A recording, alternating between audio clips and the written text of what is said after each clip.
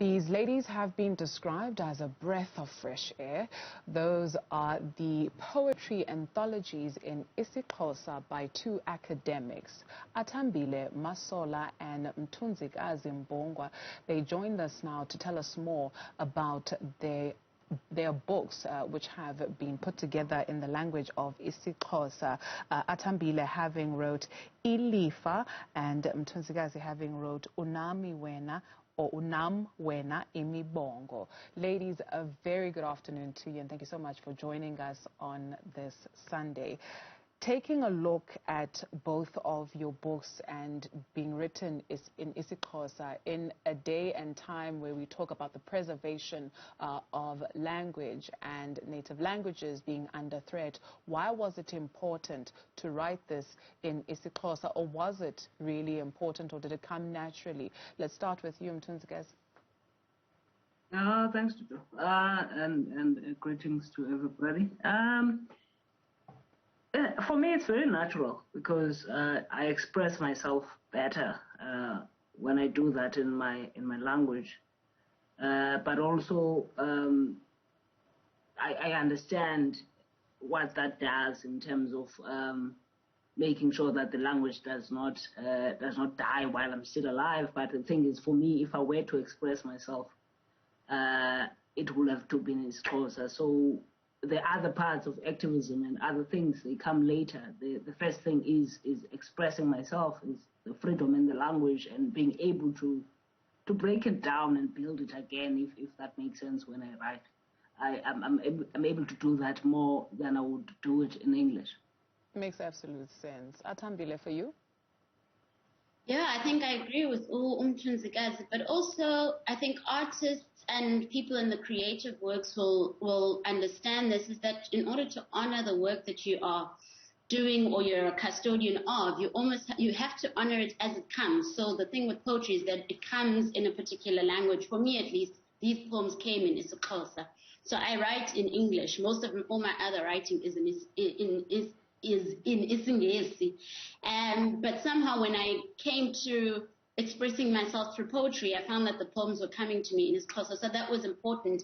And that's not to run away from the fact that we are within a broader context where we understand the threat, particularly on African languages, in spite of the fact that there's a long history of writing in IsiXhosa, in isiZulu, and many other African languages. So even as you say that, Dudu, I think it's important for us to place it within a 200-year context, you know. Lovedale Press is turning 200 years in 2023, and that's really like the foundation that we have. So the fact that we find ourselves here is unfortunate, but, you know, the work needs to continue in the way that it does. The work needs to continue in the way that it does. Let me stay with you, Athambile. I mean, your guys' work braves critical issues that have been tagged taboo among the AmaXhosa. Talk us through some of those taboo issues.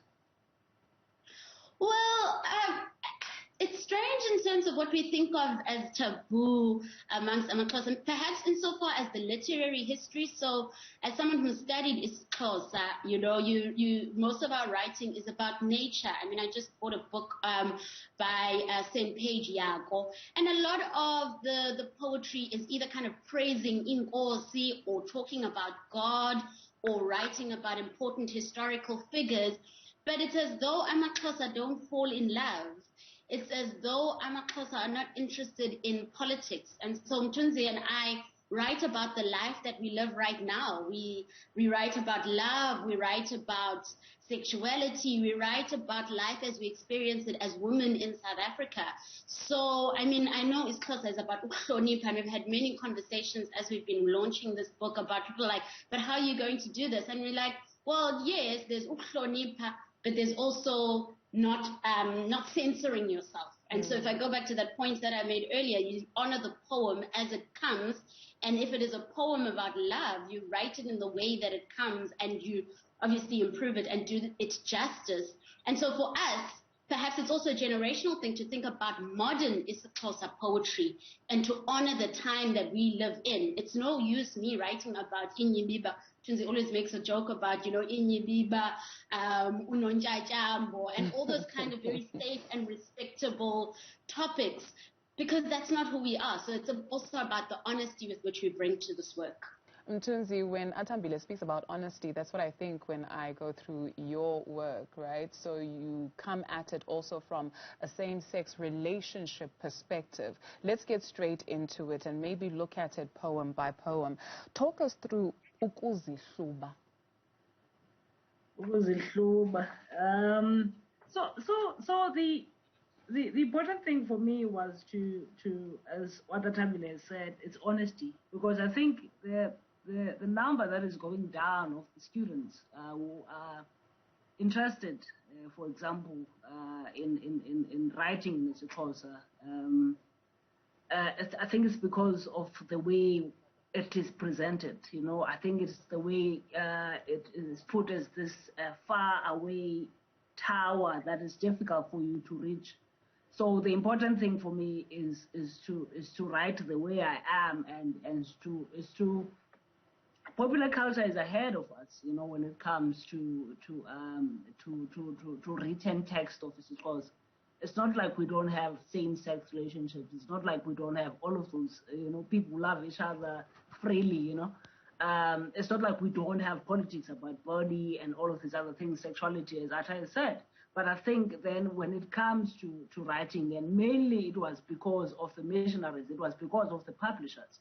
Because now we are aware of that, we know who we want to publish. So it was important for us to find someone to say, this person who's going to publish us, it must be someone who's not going to censor us.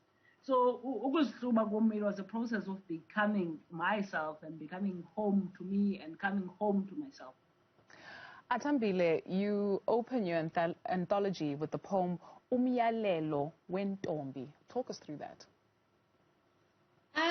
Yeah, I mean, the poem is about what it means to be a woman, in one sense, and it's about when people get married, people know that and they are given these kind of like, these are the things that we expect of you.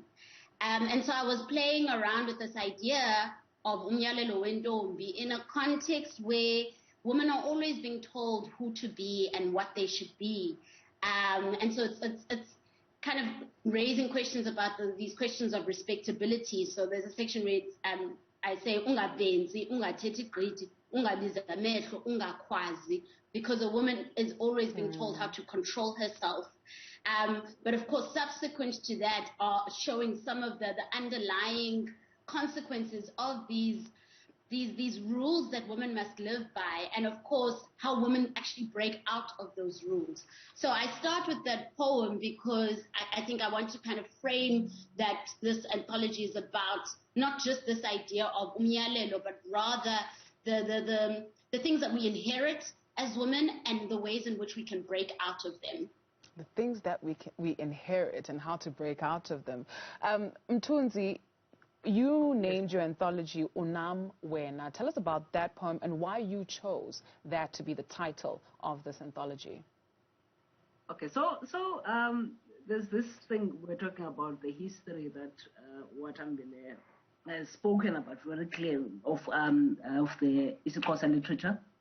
There's also the missionary, and then there's the church thing. I grew up in Methodist church. My father was a senior preacher at church. So I wanted to play around with that. Kunendumiso, indumiso ikhona isahluko esithi noba ndihamba ethunzini lokufa andisayi ikando ngoba unam wena. You know, so when someone thinks about that, we think about church, you know. So I wanted to change it a little bit because this is a creative piece, and say unam wena, referring it to, you know, lovers showing each other love and expressing love, and for me, all of these things that we do, and religion for me is love, you know. Understanding for me is love, being tolerant towards each other. Ubuntu and justice and justness is centered around love. So I changed it a little bit, but it's an erotic poem, but also we are breaking the stereotypes that only black erotic poems come from America. We don't have them in our languages. when we have been, and we grew up in love, I was conceived of love, so that was the thread that I was trying to follow.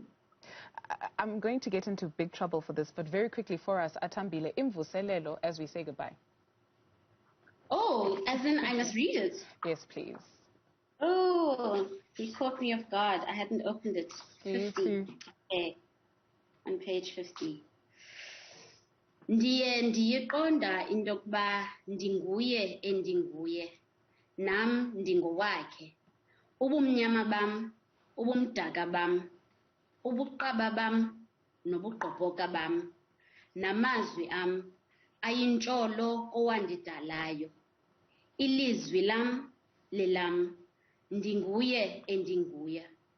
Akukho nto entsha kwesi sibhengezo.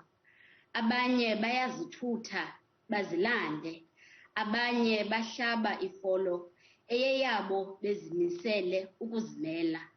Mna ndikhetha zombini. Iinyawo zam nezandla zam zizotywe ngendlela yazo ethi mna ndinguye endinguye. For this very spiritual offering that you two have brought to us, we say it's Amako. Thank you very much, ladies. That's all we can afford to have time for today. Academics Athambile, Masola, and Mthunzikazi, Mbungwana. Enkosi.